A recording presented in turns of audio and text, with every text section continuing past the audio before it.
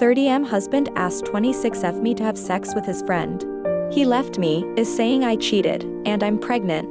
TLDR, f***ed my husband's friend while he watched, per his request. He left me over it, told everyone who will listen that I cheated on him, and I'm pregnant. I need to confirm who the father is. My husband and I have 2 kids, ages 2 and 4. We married when I was pregnant with the 4-year-old, and have been together just over 5 years total. About 6 months ago my husband asked me to have sex with another man while he watched. I was not 100% comfortable with it, but he asked a few times and I eventually agreed. I had a couple of rules, like whoever he found had to have a recent and clean STI test because husband didn't want condoms used. I was on birth control, and he had to set it all up, and that was the extent of my involvement until the event itself. He found a friend willing to do it. Husband said he was sure he wanted this and begged me to go through with it. I did, and he left within a week, citing this as his reason. He's now telling anyone who will listen that the friend and I cheated. The friend told the truth, but obviously, no one believes that my husband asked his friend to fuck me. If someone has asked me about it, I've told the truth, but no one believes me either. I've been cut off from my husband's family due to this, and as my husband is not currently in contact with me or the kids have been cut off as well, which is hurting them. Most have just gone silent on me, but the few who have reached out have not been kind. It was our younger child's birthday a few days ago, and we arranged to do something with just family, grandparents, aunts/uncles, cousins, all dad's side, and no one came. My brother ended up dropping by, but that was a surprise as he wasn't invited as I'm low/no contact with most of my family. So my kids have primarily interacted with their dad's family, and that's the side they're more attached to. It's been about 4.5 to 5 months since the friend, and a month ago I found out I was pregnant. I had plenty of sex with my husband both before and after, but the fact I also had sex with the friend, and my only protection has clearly failed, cannot be overlooked. I'm now starting to show. I need to know who the father is. My husband isn't speaking to me, not even to discuss divorce or the kids, and I don't even know where he's living right now. But if I ask the friend to get tested and my husband finds out, this whole situation becomes significantly worse. There are a couple of aspects I need help with, so I'd be grateful for any help on any of them. What do I do about my husband's family, who the kids adore and really want to speak to? What do I do about my husband, who is ignoring our kids? What do I do about the baby? Do I talk to the friend first or my husband? Neither of them? Both? What's the safest way to go about this?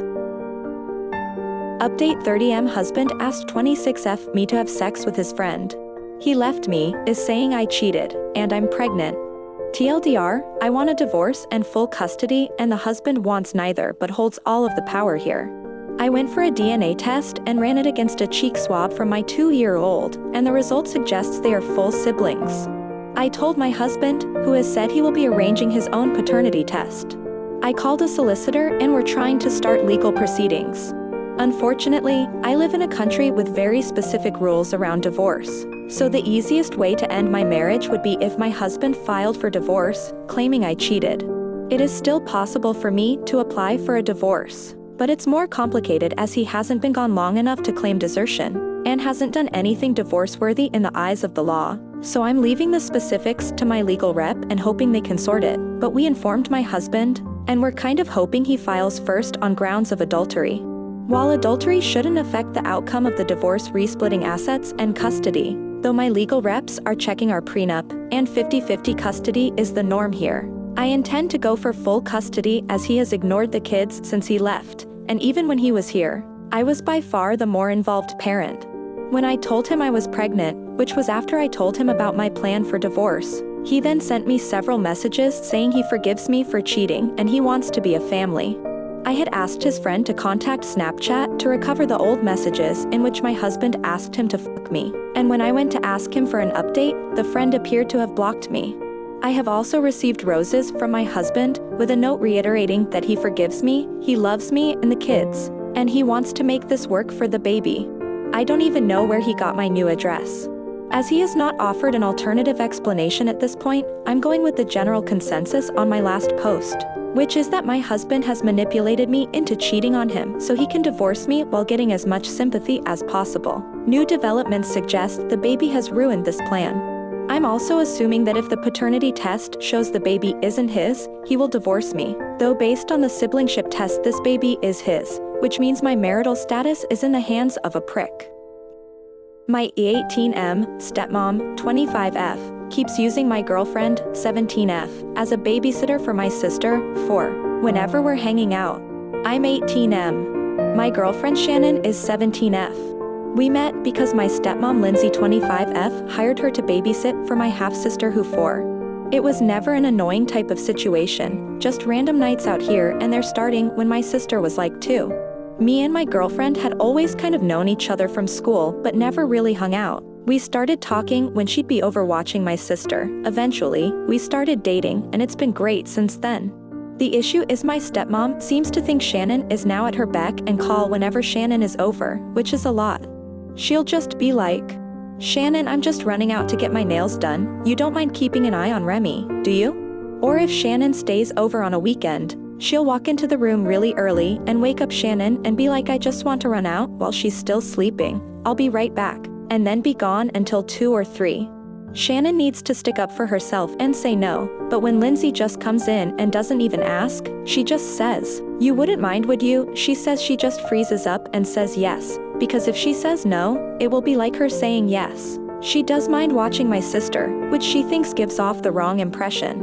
I've tried talking to my stepmom about it and she just says, "Don't be silly." Shannon doesn't mind at all. Even when I tell her straight up Shannon doesn't want to be her on-call babysitter 24/7. So, what's ending up happening is that whatever plans me and Shannon have to get screwed, we just hang out at home. And then when I have to go to work or practice, which is why my stepmom knows she can't count on me for childcare, Shannon is stuck at my house for hours with my sister. When I found out I was going to have a sibling, was happy, but I also made it clear I'm not a babysitter. My sister is a really cool kid. We vibe hard. I love hanging out with her, and obviously some of the times we hang out it's just me and her, like when we go to the park and movies and shit. But that's not babysitting, that's just hanging with my sister. I tried to talk to my dad and stepmom that except for times when they talk to Shannon about it beforehand. It's not fair to just spring it on her.